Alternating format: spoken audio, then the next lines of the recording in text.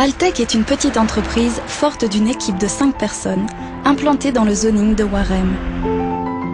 Ses fondateurs avaient dans les années 80 une conviction à la fois évidente et folle. Même les habitants des villages les plus reculés du monde ont droit à un accès facile à l'eau potable.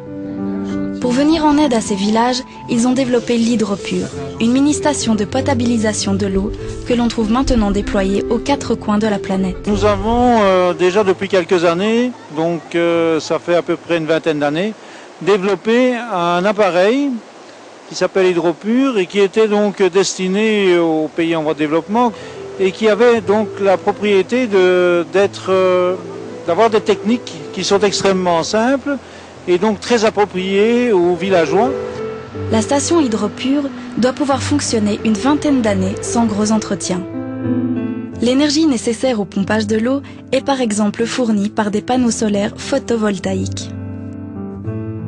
Hydropur permet d'amener l'eau au cœur du village, ce qui entraîne une forte réduction des distances évidemment, puisque c'est au pas de leur maison.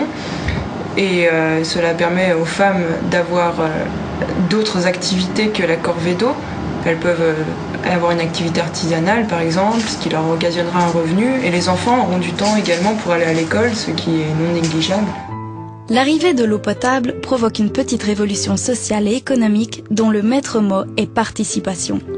Depuis 20 ans, l'équipe d'Altec, en partenariat avec les ONG locales, prépare et accompagne cette transformation. Entre le moment où on va pouvoir initier donc, un projet réellement, donc entamer les premières études, et le moment où on va pouvoir donc, réaliser proprement l'installation, il y a un temps relativement long qui peut s'écouler. C'est un temps qui est en fait lié à toutes les démarches administratives qui sont nécessaires pour obtenir les fonds pour réaliser le projet. Comme toujours dans ces cas-là, ce sont les femmes qui sont les principales bénéficiaires du projet. Mais de manière générale, c'est l'ensemble du village qui participe à la gestion. Gestion participative est sous forme de gestion volontaire. Donc,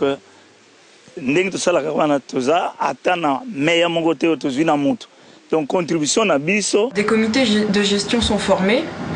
Et là encore, on attache une forte importance à la place de la femme dans ces comités de gestion, puisque l'eau, c'est son travail, entre guillemets. Et puis l'Hydropur crée également un lien social, puisque c'est un lieu de rencontre au cœur du village qui permet aux personnes de se voir, de prendre des nouvelles, d'échanger.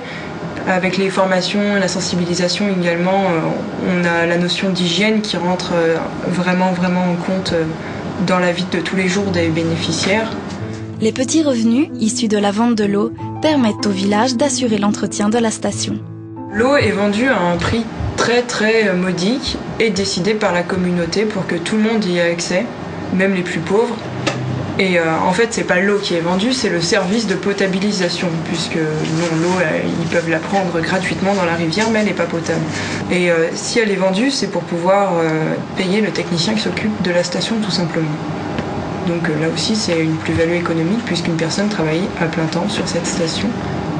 Voir vraiment donc l'impact que l'on a sur la population, la joie des populations, des femmes, des enfants à qui incombe la corvée d'eau, leur fournir de l'eau potable au cœur du village, c'est un souvenir vraiment inoubliable.